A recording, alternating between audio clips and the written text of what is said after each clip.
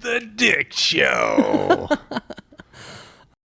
Let's jump over to college football, shall we? Ooh, let's do it. All right. So, I was not happy with this week. yeah, I was. I missed a pick because I completely forgot that the Thursday night had one of the ranked teams. So I usually traditionally make my picks on Thursday, and this last Thursday I just forgot to look at it in time. So Well, you opened the window to both of us Yep. to pick up, and we did. Yep. Kelly and I both got 18 right. You got 16 right. yep, And that brings you and I back to a tie yeah, for first. that son of a bitch. Oh well. You still have the tiebreaker, though. You have a lower tie differential than I do. So they're There'll be a score. few games coming down. It'll be interesting. We'll see. You know what I mean? Yeah, it's definitely going to get harder. Yep. Yeah. So There's I'd a say, couple hard games this week. Mm-hmm. yeah, so one of the bigger upsets there, if we just run through these, Kansas losing to Texas Tech. Texas Tech, Mhm. 16-13. How about Oklahoma State? Yeah. Yeah, that was Getting absolutely blown out by Central Florida. that was the biggest surprise to me. Just the score differential. I mean, not that UCF won, but Oklahoma State had been playing some pretty good football lately, and they got obliterated. Yeah. Missouri too. Missouri beating Tennessee as handily as they did. I was surprised by that. I thought that game might be Yeah, 'cause closer. you had taken Tennessee. This is Yeah. the second time Mizzou's come through in the clutch for me to help me. Yeah, and I thought picked about them that when it came down to it. I thought about that, and I thought, man, I didn't take them in that one game, and they kicked that field goal to win it. And then this one, I picked against them. I took more of the Heupel side, and Tennessee's, they were a little bit better in some of the stats coming into that game, but didn't matter. Missouri took it to them. Speaking real quick on field goals, we all know the NFL record, 66 yards, Justin Tucker a few years back, right? You guys know what the college record is for the longest field goal? I Do not. 69 yards. Dude, he said 69. 69 yards. It was in the 70s. I want to say like 75 or something like this. I happened to look this up the other day. My stepdad asked me about it, and I'm like, I don't know offhand. And I was a bit shocked. That is a long field goal. That is a very long field goal. And in the article, I don't remember who he played for, but they said he was hitting 70-yarders in warm-ups before the game, no problem. So That's crazy. yeah. I wonder what the wind was that he had going behind Yeah, and him where too, where the game was, I don't Mhm. remember all that offhand. I'd have to look it up again, but yeah, it surprised me. Well, way to bring half research to that Right. Yeah. fun stat, man. Yeah. I'll look the rest of it up and fill you So, in later. interesting game there. Arizona beating Primetime, Mm-hmm. and that was a close game. Yeah, Colorado, they really have kind of gone back. 4-6, so they still have a better record than last year, but not looking good for them so far.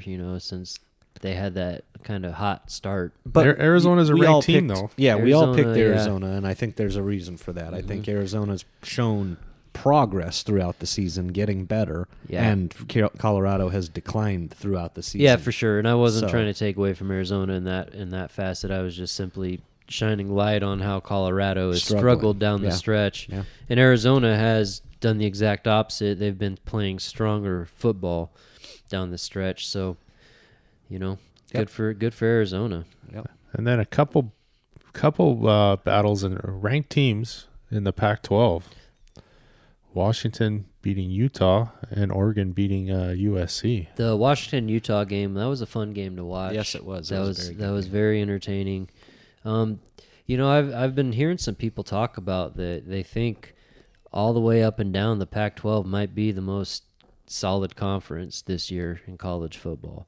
In its final year. In its final year, which is crazy, But it's cool if it ends up being the case and they have a lot of ranked teams and stuff to finish out their last year. That's a nice little way to go out as opposed to the opposite, looking like shit. Unfortunately, none of them are going to have a chance to be one of the playoff teams. Yeah, At the end of the and day, I that's- don't know. Well, Washington's 10-0. Oregon or Washington. If Washington runs the table, I just don't think they'll get the consideration. Well, whoever that- wins the Pac-12 and they're and considered. they're I mean, undefeated. really, if you look at the best, who's the best one-loss team right now? I mean, you've got Alabama, you've got Texas, you've got Oregon. Those three are the three that pop out immediately to me, Yeah. and those three are going to be the three that it really comes down to for a one-loss team. Yeah. There's still a couple of weeks left. You never know what can happen, right? But But I think at the end of the day, that committee is going to look at that Alabama and that Texas team and say, even though they have one loss and maybe Washington's undefeated, they So- still played harder schedules than Washington did, so Washington gets bumped for that. I think if Washington wins out, I think if they run the table, they're in no matter what. I don't think a one-loss team will beat them if they win the Pac-12 They shouldn't. undefeated. I don't think Shouldn't, they should I get agree. passed up. I But- agree. But Alabama's already clinched a spot in the SEC title game against Georgia. So that game's already wrapped up, locked up.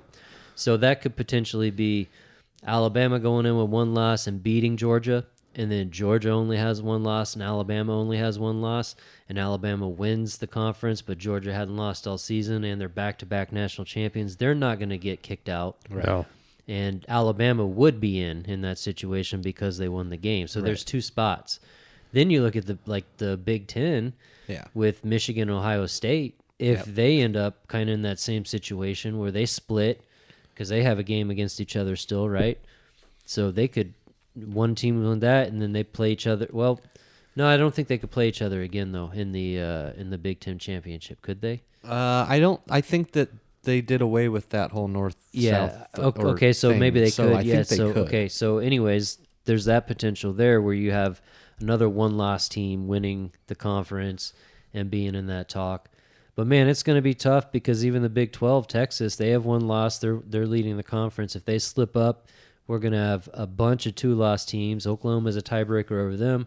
Oklahoma State has a tiebreaker over us, Right. even though they're a two-loss team. So Yeah.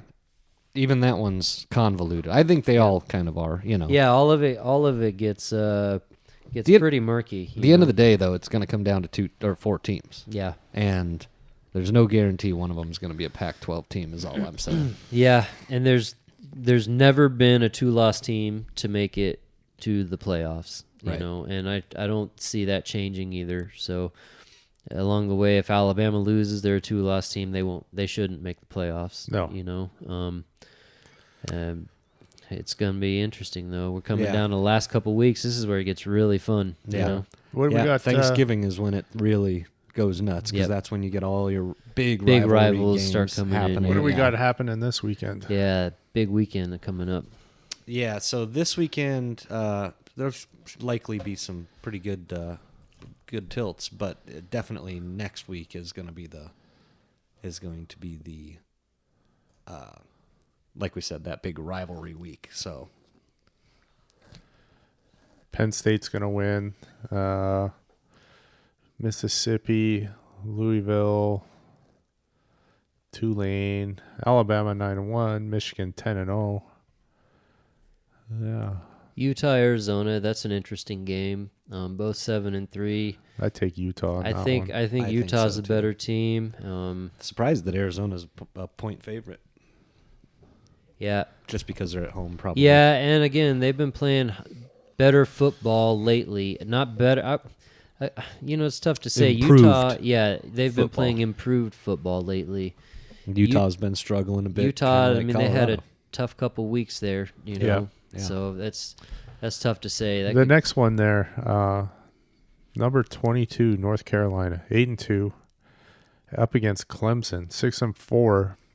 Man, that Duke Clemson game, is the favorite. I don't know if you. I picked North Carolina, and it's like, this Yeah. is point spread is Right. It came down to that Duke game came down to North Carolina had to score a touchdown like at the end of the game to push it into overtime, and then they won by a field goal in double overtime, I think. Something like that, and that was against Duke. Yeah. So that was interesting, I thought. But that is going to be an interesting game. I might be prone to pick Clemson in that one. again, though, we don't. What Clemson team shows up? They've Yeah, had a couple of exactly. wins this year that they looked really good, and then I don't know. It is in Death Valley, right? Mm-hmm. Yep. Yeah, and that's always a tough place to go and play, especially late in the season. Traditionally, the last few years, Clemson has held their own at home. But North Carolina, 8-2. We'll see. Georgia, Tennessee.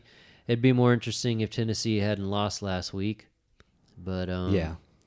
that'll still be a fun game. I'd take Georgia though. I don't think it'll be that close.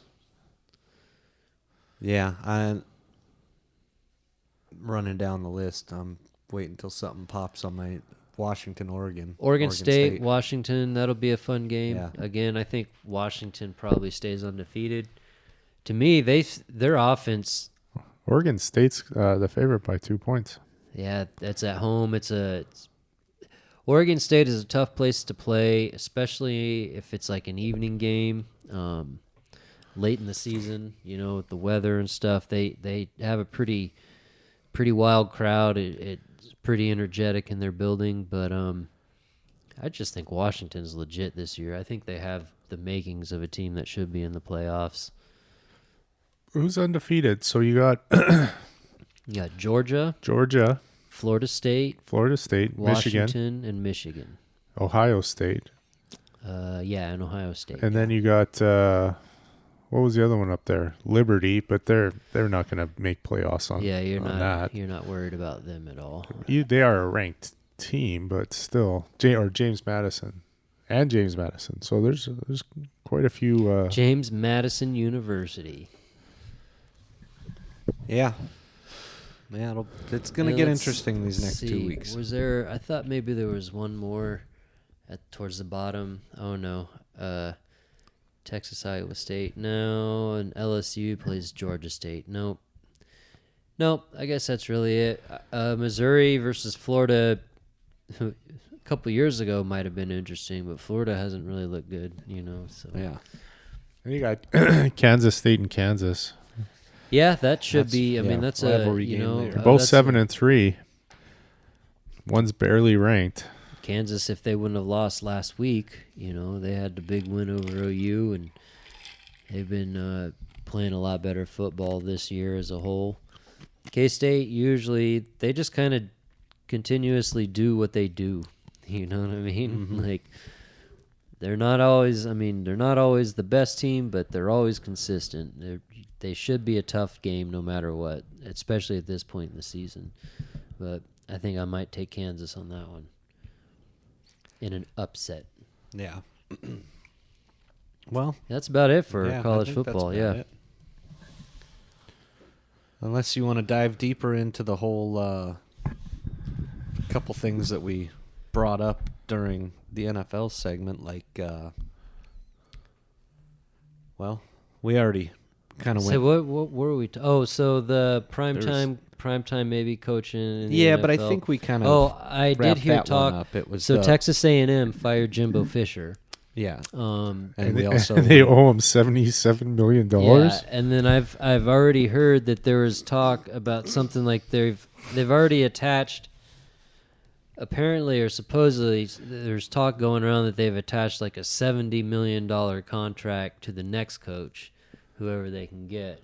And there's some talk about primetime possibly going to A&M. That's ridiculous. It is. But they are hell-bent on Is that a 77 guaranteed? I'm not sure. I just heard the number floated out there was like around 70 million. I'm not sure if they're considering that like. Yeah, I don't know, but they are hell-bent on beating Alabama, and they tried to get Saban, and Saban said no. And that was a couple years before, even when they got Jimbo. But I thought that was an interesting thing about Deion. The other one was Ray Anderson. Oh yeah, so kind of finish off that whole chapter in ASU's life, right? Yeah. After all that shit that they had to go through with the whole staff of their college football team getting decimated and them having to go through their self-imposed sanction bullshit. Yep. And just for Herm Edwards to stick around and then end up getting fired. Yeah. And then Ray Anderson finally resigns. I mean, I think the writing was on the wall, though, right? Sure. Like, And that's not to say that Ray Anderson didn't do good things. He definitely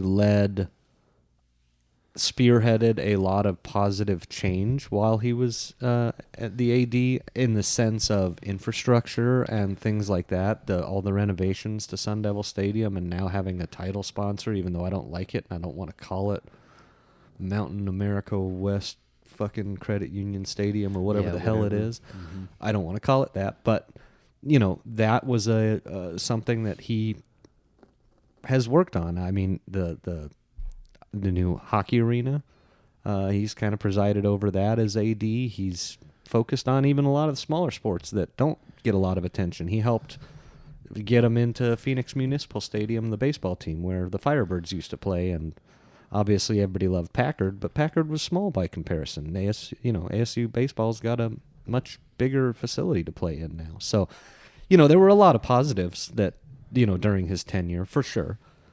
But unfortunately, the negatives outweigh the positives. And yeah, a lot of people had to suffer because of those negatives. I think especially the way that he just really attached himself to the whole hiring process and the whole way that they approached and took on the quote-unquote change in the football program. Yeah. He I guess he died on his shield, right? He was steadfast in the hiring of Herm, and he was supported him fully throughout the entire thing. Yeah. Up until Herm was the last one to finally go. Yeah. So It's there just was no one else to blame. It's just unfortunate that all the other guys in the way got